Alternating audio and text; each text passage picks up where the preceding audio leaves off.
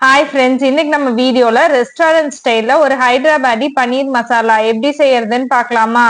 அதுக்கு ஒரு கடாயில 2 டேபிள் ஸ்பூன் எண்ணெய் சேர்த்துட்டு எண்ணெய் நல்லா சூடானதுக்கு அப்புறமா 2 மீடியம் சைஸ் பெரிய வெங்காயத்தை நீல வாக்குல கட் பண்ணி சேர்த்துக்கலாம். கூடவே 7-8 பல் பூண்டு, சின்ன துண்டு இஞ்சி, 3 பச்சை மிளகாய் எல்லாத்தையும் சேர்த்துட்டு கொஞ்சமா உப்பு சேர்த்துட்டு நல்லா வதக்கிக்கலாம். இப்ப அது கூட 2 மீடியம் சைஸ் கேரட்டை நீல வாக்குல கட் பண்ணி சேர்த்திருக்கேன். ஒரு 3ல இருந்து 5 நிமிஷம் நல்லா வதக்கிக்கலாம். கேரட் நல்லா சாஃப்ட் ஆனதுக்கு அப்புறமா அது கூட ஒரு கைப்பிடி அளவுக்கு புதினா, ஒரு கைப்பிடி அளவுக்கு கொத்தமல்லி ரெண்டும் சேர்த்துட்டு நல்லா சுருண்டு வர மாதிரி வதக்கிட்டு அது ஆறுனதுக்கு அப்புறமா மிக்சியில விழுதா அரைச்சு வச்சுக்கலாம்.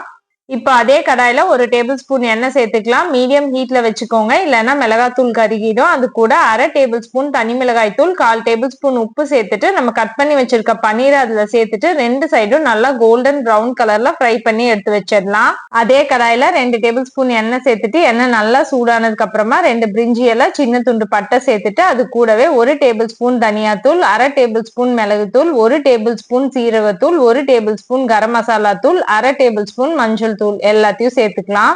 லோ ஹீட்ல வச்சுட்டு மசாலாவை ஒரு 2ல இருந்து 3 நிமிஷம் நல்லா வதக்கி விட்டுக்கலாம். மசாலாவோட பச்சை வாசம் போனதுக்கு அப்புறமா நம்ம ஏற்கனவே அரைச்சு வச்சிருக்க விழுத அதுல சேர்த்துக்கலாம். நம்ம சேர்த்த விழுதோட மசாலா எல்லாம் நல்லா கலந்து வர்ற மாதிரி ஒரு 2ல இருந்து 3 நிமிஷம் மீடியம் ஹீட்ல வச்சு ஃப்ரை பண்ணிட்டு அதுல ஒரு அரை டம்ளர் மட்டும் தண்ணி சேர்த்துட்டு கொதிக்கிறதுக்காக விட்டுடலாம்.